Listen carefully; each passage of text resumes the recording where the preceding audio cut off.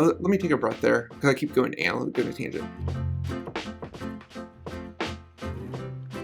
Hey everybody, welcome back to Foster the Meeple, a channel all about board games and board gamey things. I am Kyle, back again with another episode of King's Court, and today let's go on a Euro trip as we talk about 3 Euro games that I've been playing recently. Everybody knows I'm a big Euro gamer. I think everybody knows. You probably don't know. I am. I consider myself an omni gamer, but I do play Euro games pretty frequently. So let's talk about some of the new hotness, actually. So the first game I want to talk to you guys about today is Golem. Golem is from Cryo Creations. It is designed by Virginio Gili, Flamini Brascini, and Simone Luciani. And you guys may not know those names, but I'm sure you're familiar with a lot of their games. They are some of my favorite designers. A lot of people just call them the Italians. They do a lot of designs together. You may not see everybody on the same design, like 2 of them will do this one, and then 3 will do that game, and then there'll be 1 and 1 somewhere else. But they do a lot of games. They do Marco Polo, they did Barrage, they did Alma Mater. They do a lot of really, really good Euro games and a lot of interconnecting mechanisms, stuff I really appreciate.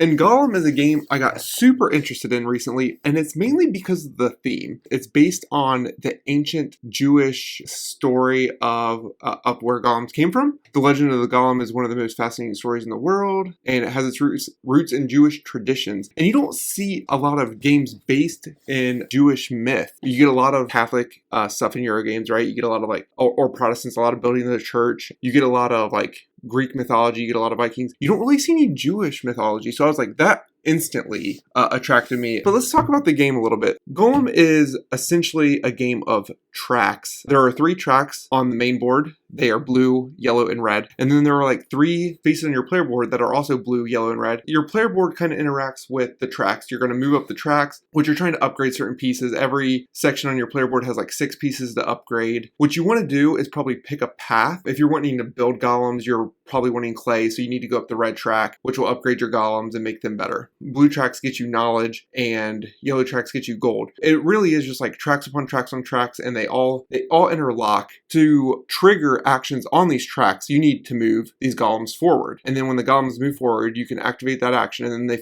they go to sleep. And then to get those golems to work again, you have to move them down. So you kind of have to take different actions as you go, and that's pretty fun. And another cool thing is you also have a student on each track, and if your golem gets too far ahead of your student, you have to pay extra knowledge. Because if you ever played Pokemon, you know how, at least in the original red and blue versions, if you didn't have a certain badge, your Pokemon would not obey you. If you had 2 badges and you had a level 50 Charizard because you traded for it or something, the Charizard wouldn't obey you because you did not have enough knowledge to control him. The golems act very similarly. They get too far ahead of your student, they are unruly. You have to be able to pay for that. I really, really like that. That's fun because you got to kind of make sure they don't get too far ahead, but you really need to move them because there's forced moving every round. So that was interesting. Another thing I really like is you can kill off your golems to get bonuses. One of my friends actually asked me is this an Eric Lane game because it benefits you to kill off pieces? It is not, but I thought that was funny. So there's a lot I like about Golem. I don't know how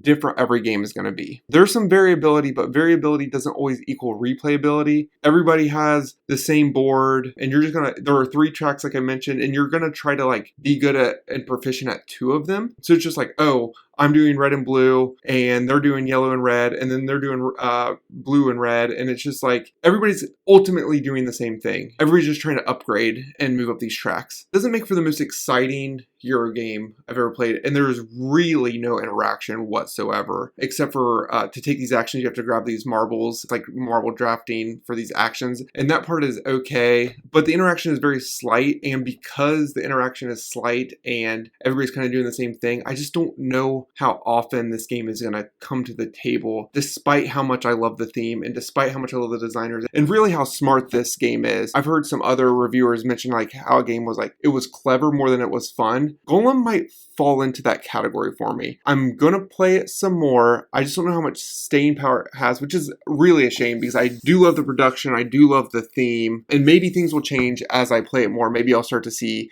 some intricacies that I did not see my first play or two of Golem. So that was the first game, Golem by Cryo Creations. A decent one to check out if you like the designers, but maybe try before you buy. The next game we have going on our Euro trip here is not set on Earth. It is Cryo by Z-Man Games, designed by Tom Jolly and Luke Laurie. Cryo was actually sent to me by Asmodee Canada, so I want to say thank you to them for sending me Cryo.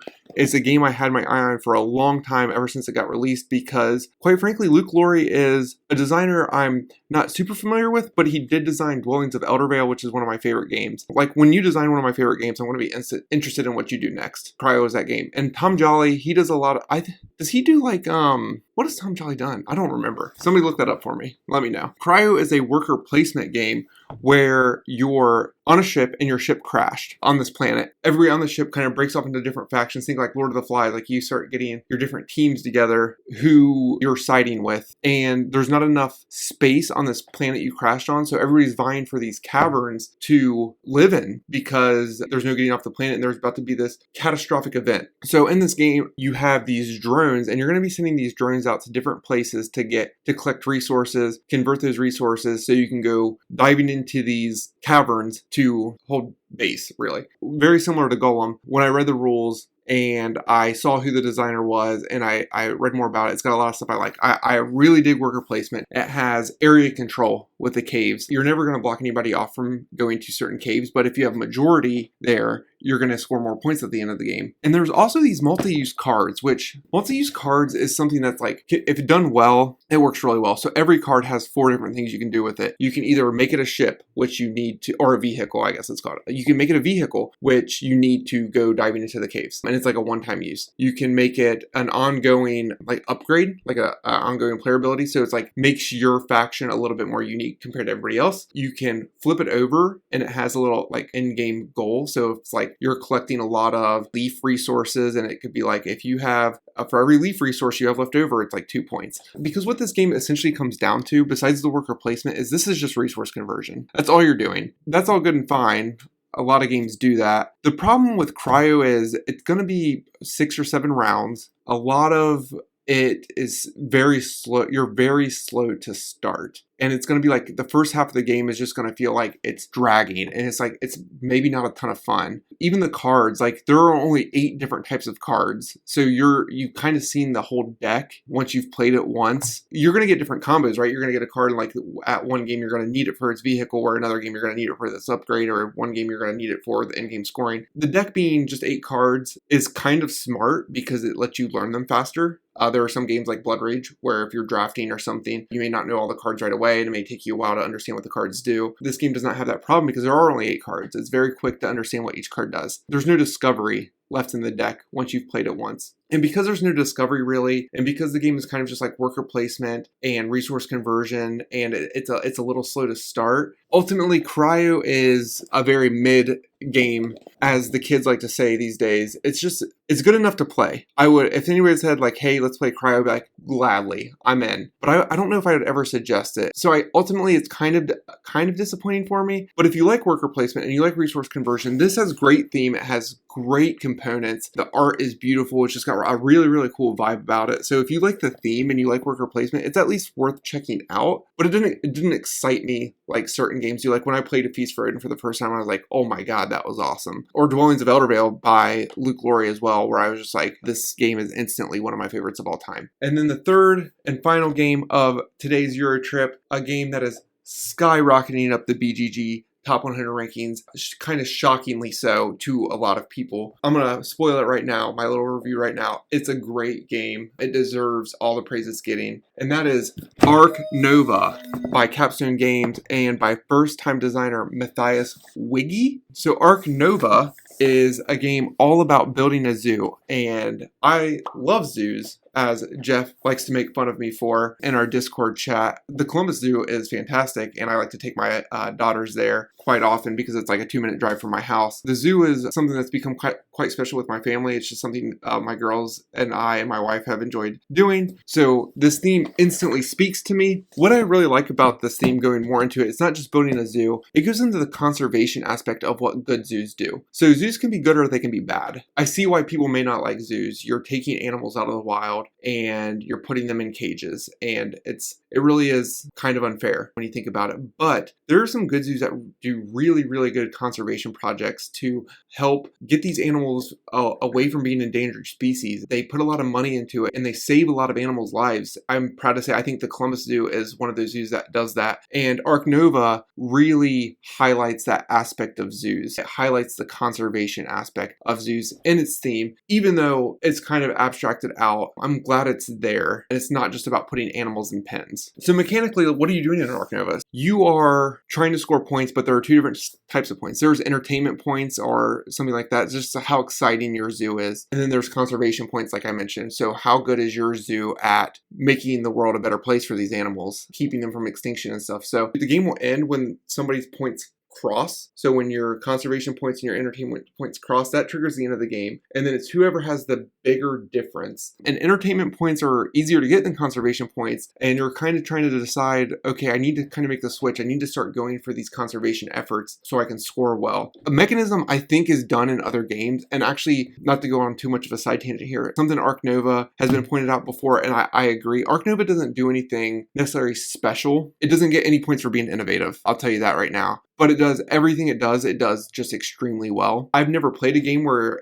there are two different point tracks and they cross path and you just take the difference. I know that's in other games. I've never played one. And I really like that. That's a fun mechanism to me. That's how the game ends and that's how you're going to win, is just having the greater difference between those 2 points. But during the game, you have 5 action cards in front of you. And they're lined up 1 through 5. And on your turn, you're going to pick up one of those action cards and you're going to play it. And you get to do that action, which is either going to be playing animals into your zoo or buildings onto your zoo board or buying more cards or getting sponsors out. And whatever space you put in there is the power of that. So if I pull the animal card from space 4, I get to do the animal action at a level 4 power, and then they shift down, they conveyor down. So the longer you wait on an action to get down, the better it's going to be. But sometimes you may need to really build something, and even though it's in the 2 spot, you're like, I don't care. I'm doing the build action, and I'm just building something that's a level 2 because that's what I need to do. So that's a really fun aspect, managing that conveyor belt of actions. And those actions can eventually be upgraded, which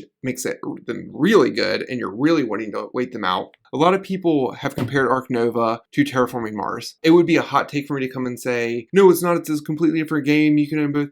It's not. I completely get the comparisons to Terraforming Mars. The cards have tags. There are cards that are one-time benefits. There are cards that are ongoing benefits. You are putting hexes out on the map. Now, albeit it's on your player board instead of on a shared universal map, but the similarities there are there, no doubt. But like I said, Ark Nova does not get points for being innovative. It's fine that they took a mechanism from Terraforming Mars with the tags and needing, like, if you want to play a jaguar, you need 2 other predators. Or if you want to play panda, it needs to be next to water or something. I don't know if pandas even care about water. They probably don't. That is a good mechanism that not any other game does. And it's fine. We have, like I mentioned earlier, we have 6 billion worker placement games and nobody says boo, like, oh, they stole that mechanism. It's fine because there's a spot in your collection. If you love Terraforming Mars, get Ark Nova. Just do it. There's no reason not to. I love both games. If you like both themes, you get them. This game does enough different from Terraforming Mars for me. I think Terraforming Mars is more engine buildy and tableau-y than this game is. And this is almost more tactical in your efforts of playing cards.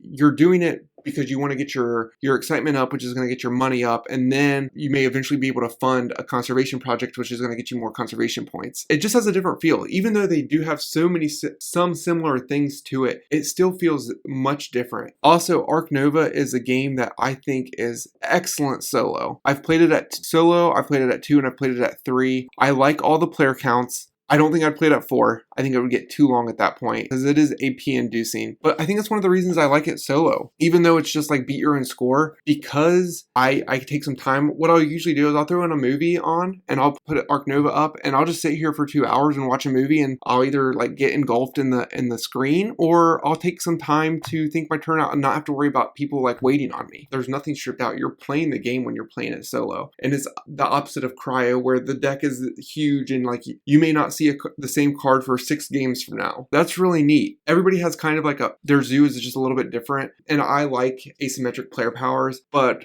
Ark Novas, there's nothing like crazy about them. None of them are game breaking. You're always like, oh, that's cool. Or, oh yeah, mine's okay. But it doesn't matter. It's like, it's not pushing your agenda or your strategy any certain way. It's just kind of like an added benefit. And it gets people's like minds working a little bit so they're not necessarily fighting over the same cards like, man, you took that monkey from me. I really needed that because I know we both really needed it, and you just happen to get there first. It takes away a little bit of the interaction because of that, because everybody's going to kind of have a different strategy. But I think I'm fine with that in a game like this. The opposite of Golem, where the no interaction really kind of bothered me because I couldn't stop anybody. Ark Nova has very limited player interaction, but enough that it's not lacking. So if you really enjoy interaction like my group, it doesn't bother us. And if you hate interaction and you really like that multiplayer solitaire puzzle part of gaming, Ark Nova also covers that too. So while the meteoric rise of Ark Nova in the BGG rankings, I'm pretty sure it's in the top 10, and it just got to the States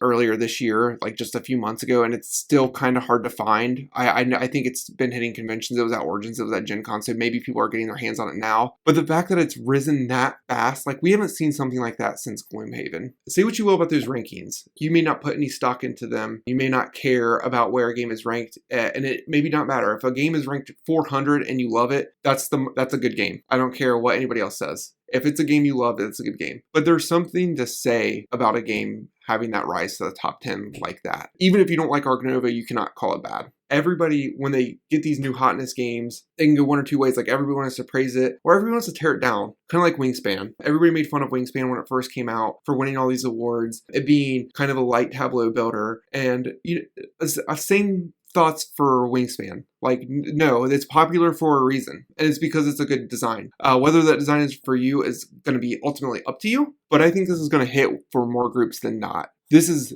the highest of recommendations for me. I love this game. I love what Capstone does. They're one of my favorite publishers. If you get a chance to play Ark Nova, do it, and that's all I got to say about that. What Euro games have you guys been playing? Let me know down in the comments. I would love to talk to you guys about Euros. If you're interested in buying any board games, I would like to first suggest you trying your friendly local game store. For me here in Columbus, Ohio, that is going to be the Guard Tower on Trabue. If you're ever up in Halifax, check out the Boardroom Game Cafe. That's really all I got to say. Football season's coming up. Go Bucks! Say what you will about those rankings. I just spit. I hope you caught that on camera.